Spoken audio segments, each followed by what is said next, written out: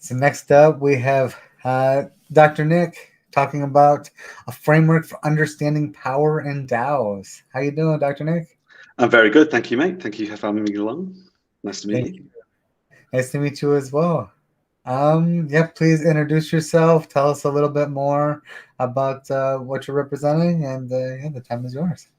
Yeah, sure, man. Hi, I'm Dr. Nick. I am the sort of founder of FactoryDAO, and we are a sort of DAO tooling framework.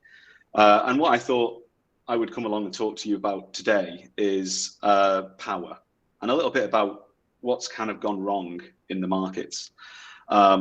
So I'll quickly tell you at the end the kind of tools that we're working on and how this plays into this. But for the most part, what I'm interested in doing is helping us address the issue of power in DAOs, which is a sort of crucial thing to consider, which we don't do enough of. So this talk is called "Who's in Charge Around Here," which I think is a crucial question that every participant of a DAO, and including the DAO operators and the designers, need to be asking. And what I've been working on is a kind of framework for unpacking those different sources of power. And I'm going to sort of go through them individually and hopefully leave time for a few questions at the end to have a little chat about it. I think it's worth addressing the kind of elephant in the room about what's just happened in this cycle.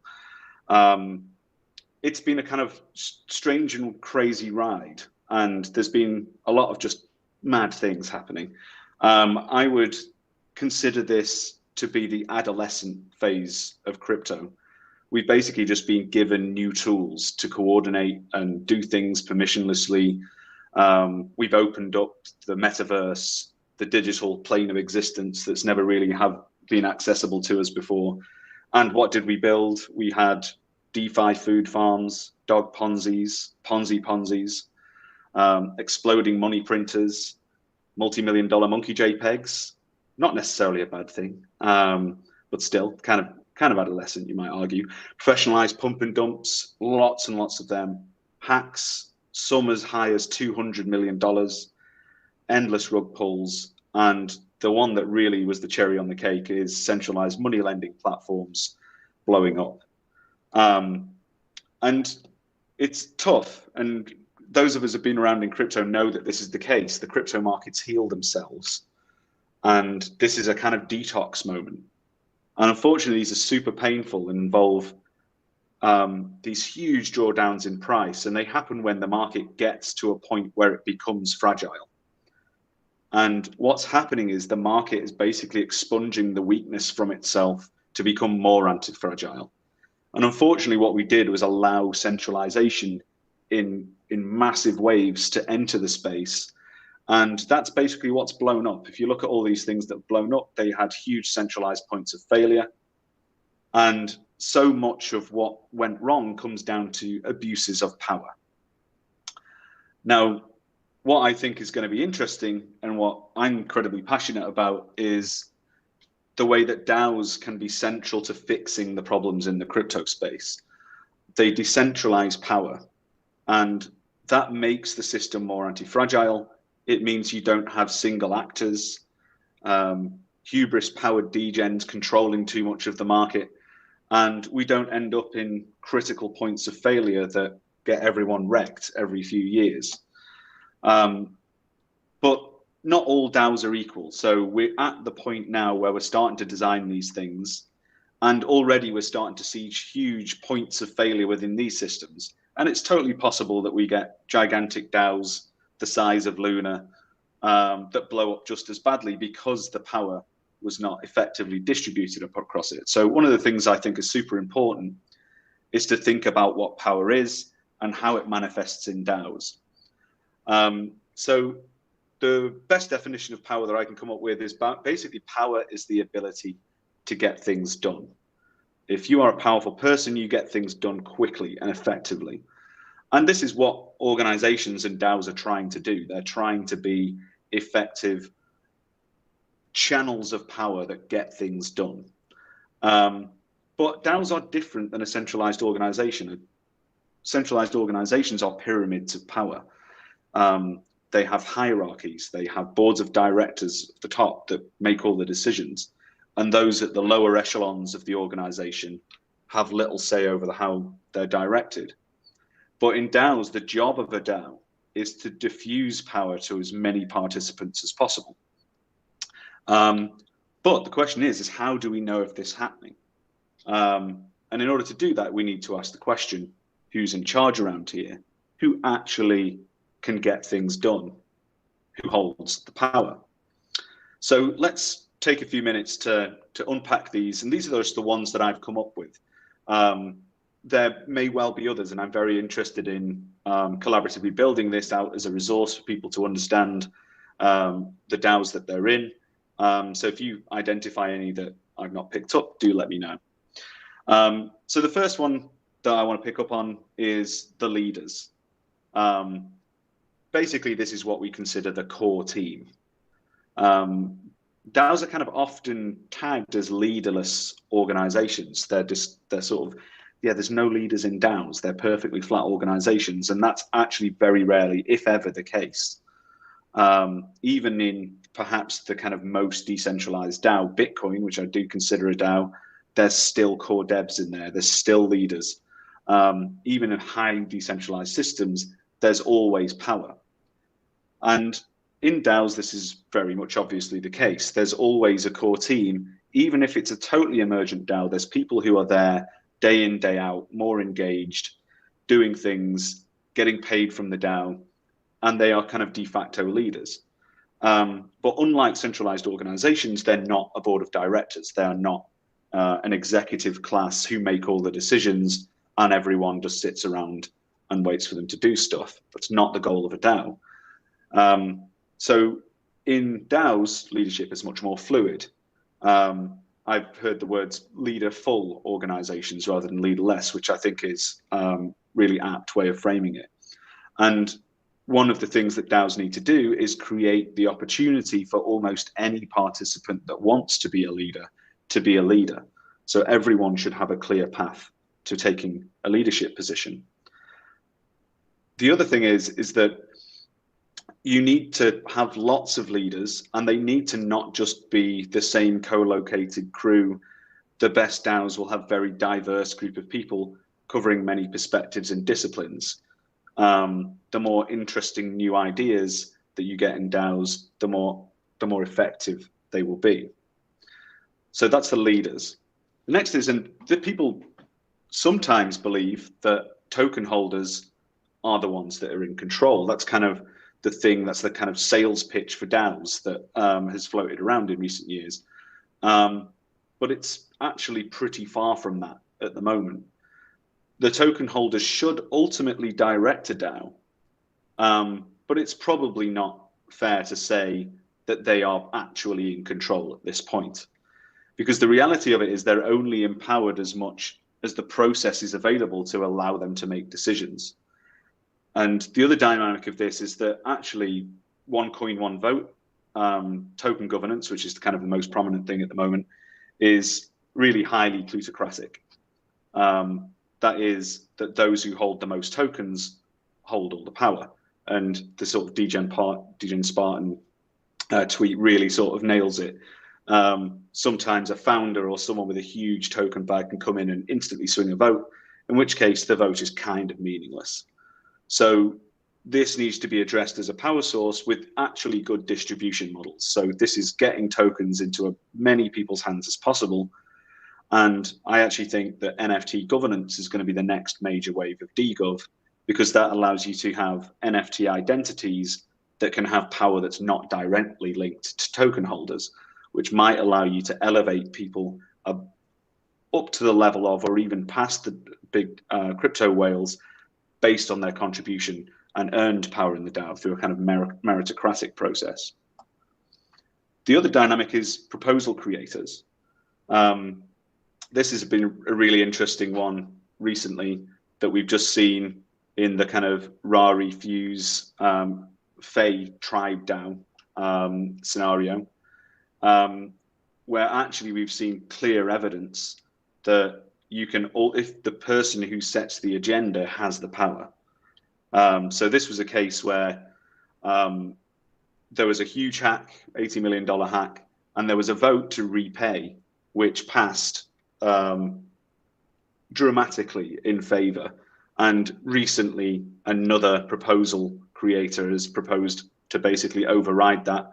And there was far lower turnout and more animated people against it. And now we've sort of flipped the other way.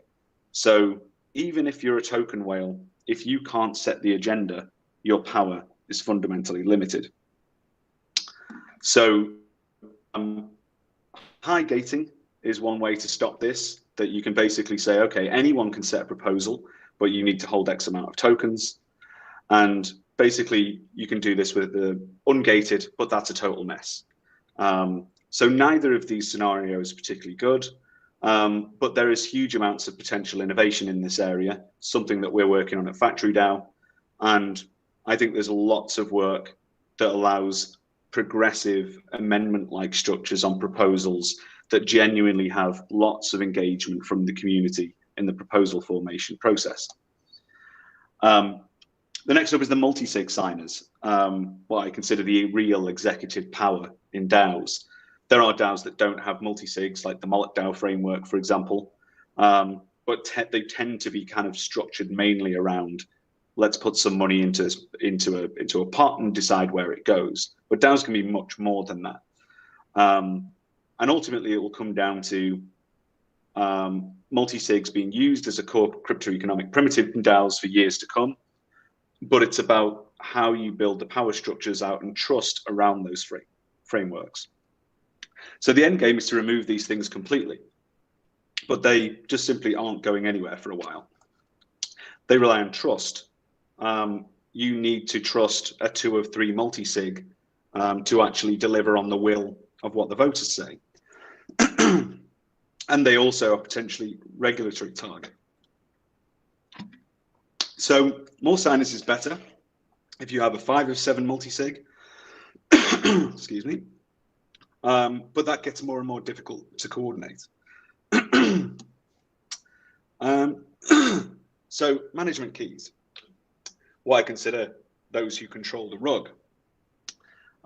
Management keys have basically unlimited power in DAOs. Excuse me, frog in my throat. So these need to be identified in any DAO. These are the management keys that can basically upgrade contracts, and that can be a real issue. And actually, they are the people that can ultimately end the game if it's not done effectively. So these can be offloaded to voting, but that's incredibly risky because you're exposing yourselves to governance attacks. So I consider these basically DAO God mode. And there are many of these drifting around in the DeFi space. And some will move to a multi-sig, but again, you're back to multi-sig power sources. The next major one is the developers. So DAOs can ask for whatever they want, but a DAO can only do what can be built. And this is a highly technical space. If we're building smart contracts, if we're building dApps, there's going to be developers in there.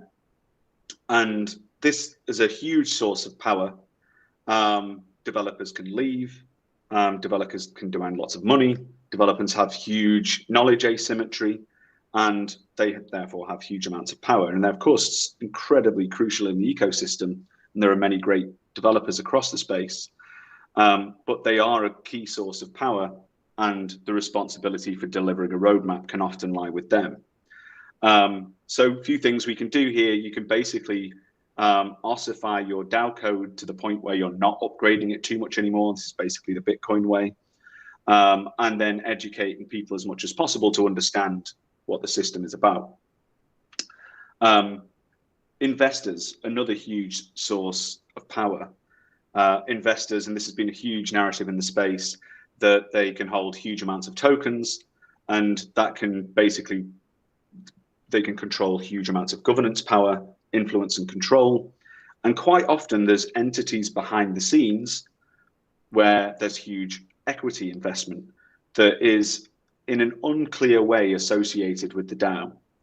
So one of the things I think we need to see is what are the clear and overt relationships between a DAO and its holding companies, And if there's equity investment, how much investment do they have?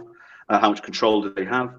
And actually, we've seen one of the most interesting things we've seen in DAO governance recently, which was the Merit Circle incident, where a DAO actually voted to take an investment from an initial investor, which actually passed and seemingly has happened to some degree. The next up is the community. This ideally is where the power should flow, but this also comes with risks. There can be extremely powerful community members. Those of you who hang around in DAOs might have known there's very loud and vocal people in there, and sometimes they can swing the sentiment wildly within a DAO.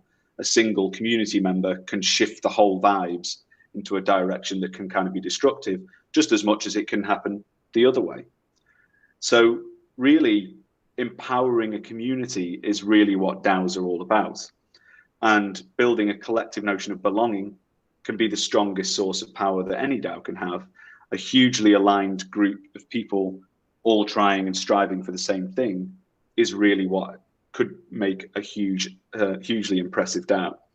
So how do you get that? Well, it's about nurturing a shared culture, a shared mental model. What are we all in it together with? And this is an important piece of work that DAOs should really concentrate on. So empowerment is what I consider the superpower of DAOs. If a DAO listened to its community, and it's not directly the same as token holders, because you might have community members with not huge amount of tokens who can be absolutely critical to a DAO's function. So listening to a community and actually delivering on what the community wants can be a real superpower. The other one, which is becoming an increasingly prominent narrative in the space, is the state. So we're starting to see things like the Wyoming DAO framework, where DAOs are choosing to essentially partner with nation states that codify their laws well enough to be able to say, you can incorporate your DAO here and have legal personhood and operate as a DAO. That allows you to own property and assets. It allows you to have a bank account, access fiat rails, employ people on PAYE systems and things like that. But it does come with a huge change in the autonomy of a DAO. The argument I use here is like, if a nation state can end your DAO, can rug you, do you really have an A in your DAO at all? And this is going to be the biggest live question over the next few years when it comes to DAOs. And I consider the legal DAO nexus to be the next major development frontier in DAOs. And ultimately, the state is the biggest source of power globally. And they will determine how adversarial the game is. And you have to remember, most of crypto economics is about adversarial game theoretic relationships. And at the moment, DAOs are being largely left alone. But I think that's likely to change. And nation states themselves might decide to partner with DAOs, and they might decide to suppress their development. And that determines how adversarial everything gets. The other major source of power is the protocols. So this is your Ethereum, Avalanche, Polkadot, etc. Every DAO will need a protocol to operate its business on. Their business is operating with digital assets and coordinating using blockchain technology. So they have a protocol. Some will have their own protocols in the future. And we'll start to see things like roll-ups and DAO-specific subnets and things like that emerge. But for the most part, a DAO basically pays a tax to its protocol for its on-chain activity. And these are a big source of power, and they can change underneath you. We built on Ethereum over the last couple of years. You'll notice that the tax went up 9,000, 10,000%, and that can absolutely destroy a DAO's activity. So protocols also have their own cultures and values and cults and things like that, and that can really influence and shape the structure of your DAO. I think it's the final one, and a bit of a curveball. We're starting to see DAOs develop where culture and community and votes become meaningful. And it's very possible that some of the most powerful people in the space, what I consider the crypto monarchy, the influencers, can radically sway the sentiment with a single tweet. So we will absolutely see influencers become hugely significant in DAOs. And in fact, a huge theme of the space has been influencers taking money from protocols and projects to support them, and they can change on them at their whim. And yeah, frankly, I have no idea how you would control for this one. I'm interested to see any of your ideas. But you can imagine DAO votes coming along, an influencer getting involved and radically swinging the consensus. It can make or break a DAO potentially. So all of these are sources of power. And I think these are something we've been considering a lot. I'm just going to show you a final slide of the apps that we're working on. So FactoryDAO is essentially a modular DAO framework. And this consideration of power and decentralizing multi-sigs and decentralizing power out to network participants is basically infused into every one of these applications. So the top three here are basically for launching fungible tokens, so better distribution mechanisms, so launch as an auction system for bootstrapping AMMs, and that's designed to enable a really good starting distribution for tokens, as is yield. This is about liquidity mining and staking, but again, built in such a way using Harberger taxes actually, which distributes tokens to as many participants as possible. So it means that Justin Sun can't turn up and take the whole pool and dump all the tokens, or keep them and control your governance. And Bank is there for distributing tokens out to potentially millions of people. So this is a mechanism that uses Merkle tree cryptography for both vested token distribution and airdrop distribution, potentially millions of people. Same with Mint. We think NFT governance and spinning up NFT DAOs is going to be the next major wave of decentralized governance, and making sure your tokens don't all get cornered by people who minted the contracts is hugely important. And this has, again, integrated whitelisting, price discovery mechanisms that make sure all of the tokens go to the right people. And Influence is our kind of decentralized decision-making system, which uses NFT governance and implicitly built with quadratic voting, which is for defeating plutocracy and allowing reputation systems to emerge in NFTs. All of those are built and on-chain, top six, including our EVM bridge, and the bottom six are in our roadmap, where Decision will use zero-knowledge cryptography to basically decentralize multi-sigs out of the game using NFT voting. And I'll let you come and ask us about the other ones. So yeah, do come along, check us out on our website, join us on Twitter, drop into our Discord. We're always looking for DAO participants who will help us. We're just going through a testing phase at the moment where you can come and get involved in testing all of our dApps as we roll them out over a range of chains. So come and get involved. And yeah, if you want to hear more about me discussing this topic, follow me on Twitter. And that's it for now. So does anyone have any questions? Thanks so much, Dr. Nick. I think you did a great job of explaining power and executive power. I think also a crazy example of how power has failed us, and how centralization and kind of ethics that are outside of us have corrupted a lot of it. I think that one page of kind of what has all of this given us, is very memorable. Obviously, we've done a lot of good as well. Can you talk a little bit about how a new organization structures their power in a way that's better for the organization?